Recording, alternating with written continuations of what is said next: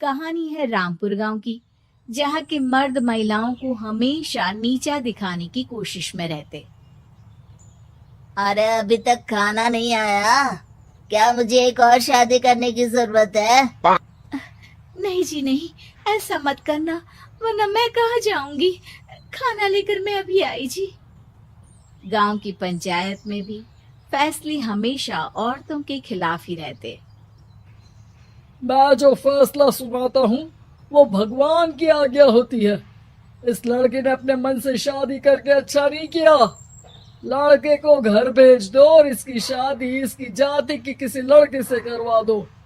लेकिन ये लड़के, इसे तो गांव के बाहर निकाल दो। नहीं नहीं जमींदार साहब, ये क्या बोल रहे हैं? ऐसा नहीं हो सकता। मेरी बेटी मासूम है, इसे अच्छे बुरे की समझ नहीं है। अरे कहाँ जाएगी ये बेचारी? कहाँ जाएगी? इतनी चिंता है तो पूरे परिवार का गांव निकाला कर देते हैं। बेचारे पूरे बसे बसाए परिवार को गांव छोड़ना पड़ता है। चाहे जो हो, अगर बेटियों को कंट्रोल नहीं कर सकते तो गांव में रहने का कोई मतलब नहीं है। यहाँ औरतों को दब कर रहना होगा। कोई भी अपने हिसाब से कुछ नहीं कर सकता। सब ईश्वर की मर्जी से ही होगा। तभी गांव का एक आदमी दौड़ा दौड़ा आता है। सरपंच साहब, जमींदार साहब, वो कालिया है ना, उसकी बेटी पढ़ने के लिए शहर जा रही है। अच्छा, ये कब हो गया? और कालिया की हिम्मत कैसे हो गई ऐसा करने की? लेकर आओ उसे और उसकी बेटी को। बस फिर क्या था, हाजिर हो जाते हैं कालिया और उसकी बेटी सरपंच के सामने।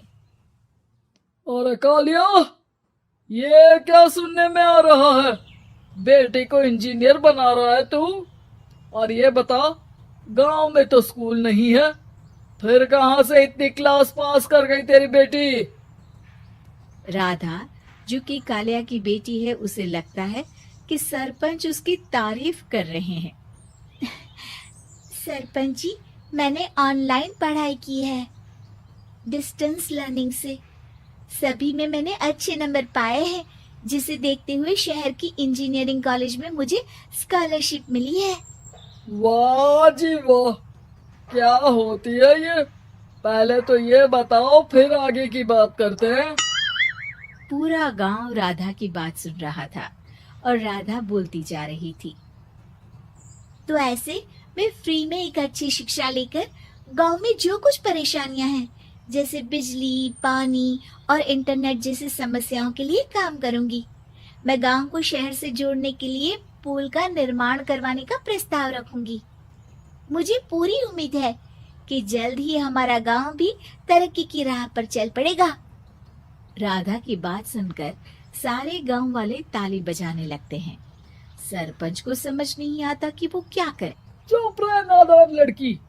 गांव के खिलाफ जाने के लिए तुझे गांव से बेदखल कर दिया जाएगा, वो भी पूरे परिवार के साथ। और हाँ, अगर ठीक से गांव में रहना चाहती है तो ये पढ़ाई लिखाई छोड़ दे। हम तेरे लिए गांव का कोई होनहार लड़का देखेंगे। तभी गांव का एक आदमी बोल पड़ता है। अरे नहीं नहीं सरपंच जी, राधा बिटिया जो बता रही है, अगर वैसा हो जाए तो हम लोगों को पैसा कमाने के लिए बाहर नहीं जाना पड़ेगा। हाँ जी, और ना ही कोसों दूर पाने के लिए भटकना पड़ेगा। हमारे बच्चे भी अच्छी पढ़ाई कर सकेंगे और आगे बढ़ेंगे, ना कि हमारी तरह खेती करते बैठेंगे। क्यों गांव वालों, राधा बिटिया का साथ देना चाहिए ना। सरपंच देखता है कि गांव राधा के साथ है तो वो चुप हो जाता है। वो घर आकर अपने सलाहकार से बात करता है, जो बहुत ही चालाक किस्म का इंसान होता है। अरे सरपंच साहब, आपको बहुत ही होशियारी से काम लेना पड़ेगा। एक बार गांव तरक्की कर गया, यहाँ के बालक पढ़ लिए तो कोई ना पूछेगा आपको। और फिर ये जो बेटा और बेटी है ना आपके, इनको भी आम लोगों की तरह ही जीवन जीना होगा।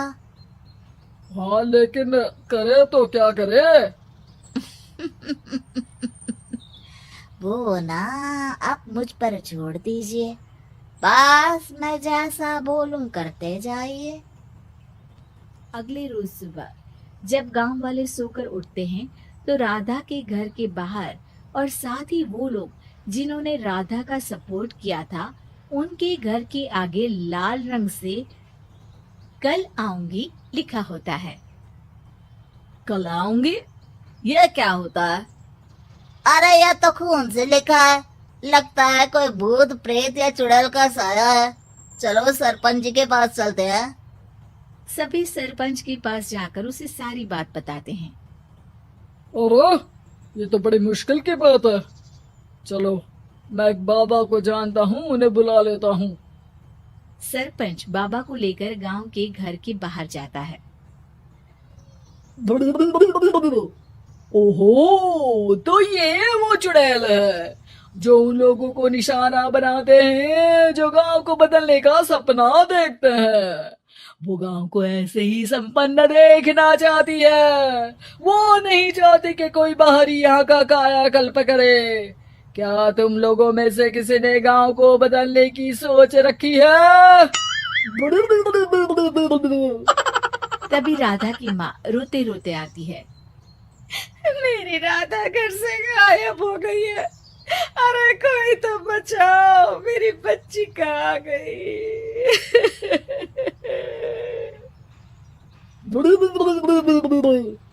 ले गई वो चुड़ैल, तेरी बच्ची को ले गई। अब वो उसे श्रापित करके छोड़ेगी, उस पर चुड़ैल का साया हो जाएगा। तभी बुरी सी हालत में राधा भी वहां आ जाती है। उसके बाल चुड़ैल की तरह फैले होते हैं और कपड़ों में खून लगा होता है। सभी राधा को देखकर डर जाते हैं। माँ, पता नहीं मुझे कौन उठा कर ले गया था। अरे दूर दूर हो जा चुड़ैल, अब हम लोग इस गांव में नहीं रुकेंगे। अरे कैसी बातें कर रहे हैं आप? कल तो आप मेरे भरोसे गांव का हुलिया बदलने, अपने बच्चों को पढ़ाने और तरक्की उन्नति की बात कर रहे थे, तो आज क्या हो गया आपको?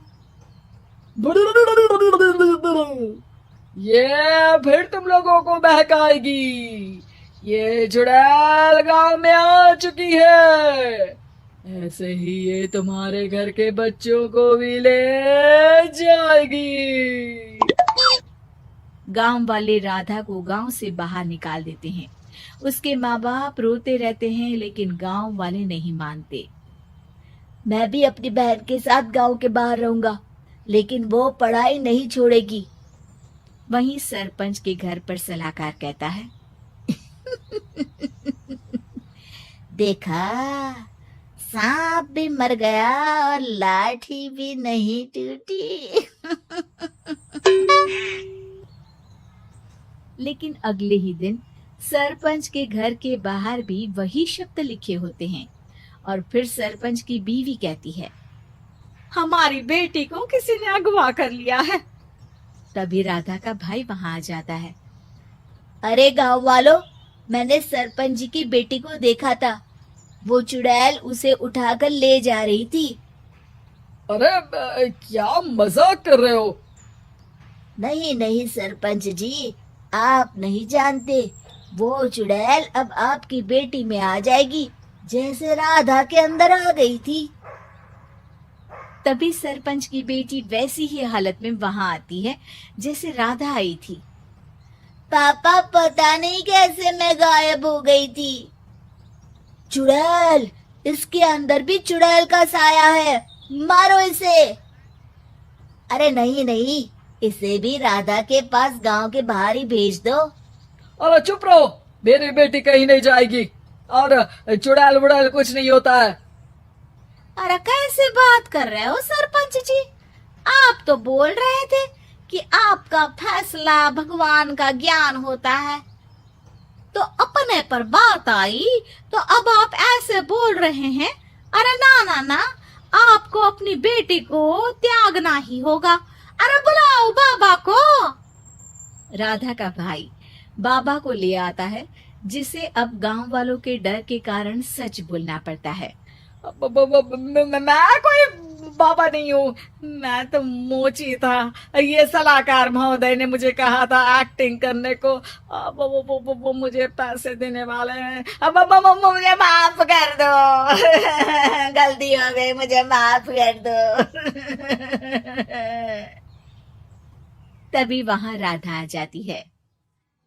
देखा सरपंच जी, जब गांव के बच्चे साक्षर होंगे तो आप जैसे लोगों की चालाकी नहीं चलेगी।